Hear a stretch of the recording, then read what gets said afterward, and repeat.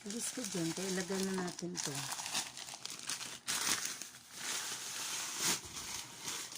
Dito ko yan ilagay langga.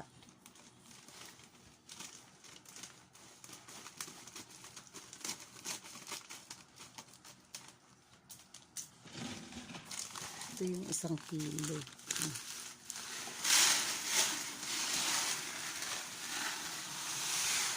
Isang kilo lang muna.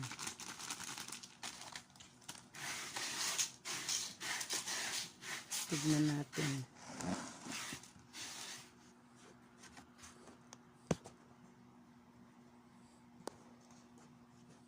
Dito kayo magpupupo. Tignan natin ha.